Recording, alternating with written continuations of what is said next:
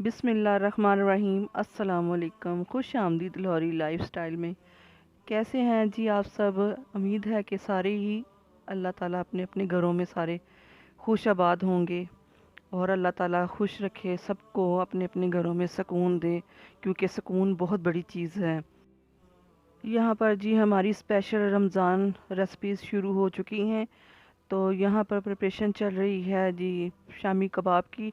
तो सबसे पहले शामी कबाब बनाऊंगी मैं, क्योंकि ये बच्चों को बहुत ज़्यादा पसंद है। और फिर बारी बारी जो है ना वो हम सब चीज़ें बनाते जाएंगे। तो इसके अंदर मैंने चिकन शामिल किया है, 3 पाव के करीब चिकन है। और शामी कबाब तो सभी बना लेते हैं, लेकिन मेरा जो फ़र्ज़ है, वो मेरा जो काम है वो मैं आपको बता रही हूँ कि क्योंकि मैं आपको दिखा रही हूँ तो मेरा बताना ज़रूरी है कि इसमें मैंने साबुत लाल मिर्च डाली हैं और लहसुन अदरक का पेस्ट डाला है, एक दालचीनी का टुकड़ा डाला है और बड़ी इलायची डाली है, 2 लौंग डाली हैं। बस इसके अंदर पानी डालकर मैं, और इसके अंदर मैंने नमक वगैरह कुछ भी शामिल नहीं किया। तो इसको मैं प्रेशर लगा दूंगी।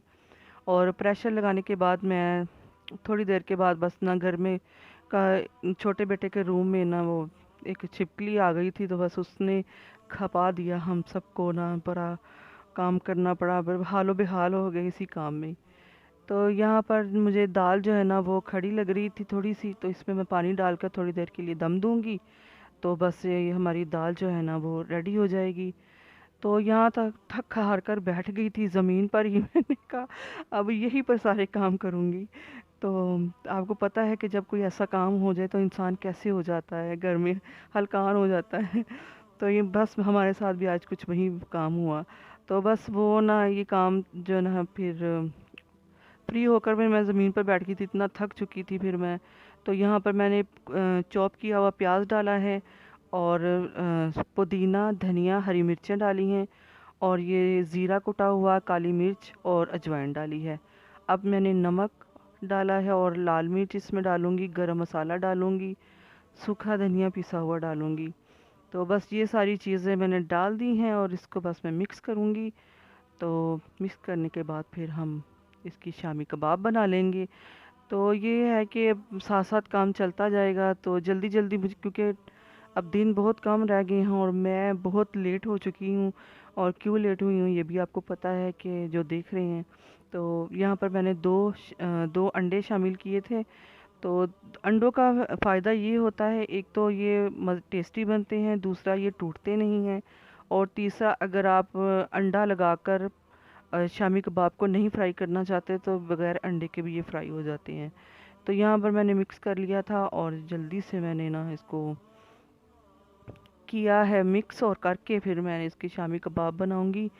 और बस इतने में ही ना देखने में काम बहुत थोड़ा लगता है, लेकिन वीडियोस बनाने में, करने में बहुत जो है ना मेहनत लगती है। तो फिर मेहनत जो फिर ज़ाहिर है मेहनत ही होती है।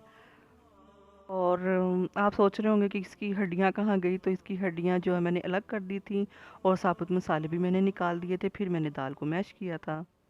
मैं सोच रही थी पहले रमज़ान में सबसे पहले मैं क्या बनाऊँ क्या बनाऊँ। फिर ये मैंने बगैर सोचे समझे ही खाना बनाते बनाते मैंने शामी कबाब ऊपर रख दिया और मुझे पता भी नहीं चला मैंने कल मैंने सोचा भी नहीं, अभी मैंने प्लान भी नहीं किया, क्योंकि प्लानिंग से फिर चलते हैं ना कि फिर आसानी से फिर वो सारे काम हो जाते हैं। तो यहाँ पर हमारे शामी कबाब हो गए हैं रेडी। अब इसको मैं रख दूँगी फ्रीज़र में, और फ्रीज़र से निकालने के बाद फिर आपको दिखाते हैं।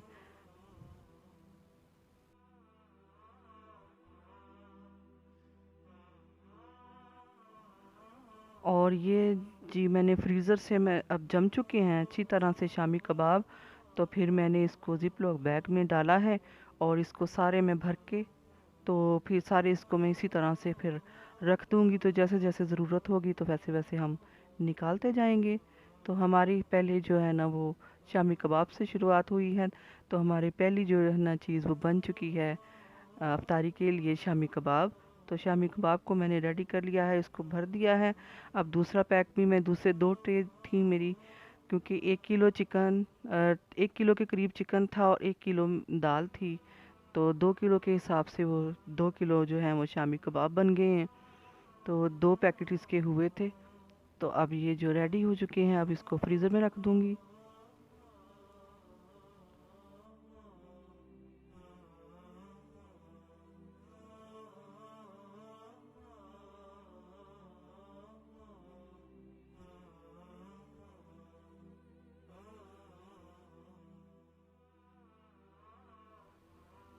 और जी यहाँ पर मैंने रखे थे सुबह के चने भिगोकर।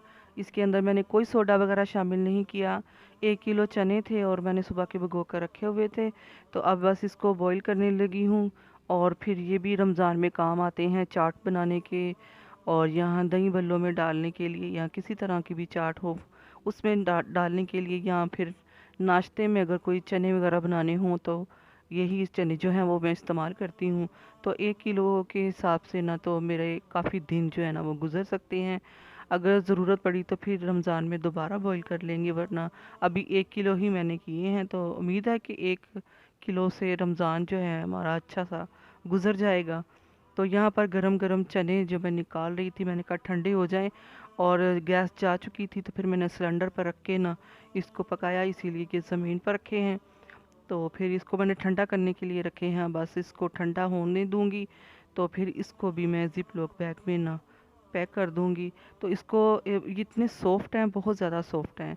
तो इसको किसी चीज़ में भी आप डाल सकते हैं, यानी कि आप चाट में भी डालें तो आपको सख्त वाले जो है ना खड़े खड़े जो होते हैं वो फिर वो नहीं मज़ा देते। चाट में डालें आप यहाँ, ये देखिए कितने सॉफ्ट हैं, ज़रा सा दबाएं और बहुत बहुत ही ज़्यादा सॉफ्ट है। मैंने इसके अंदर कोई सोडा वगैरह शामिल नहीं किया।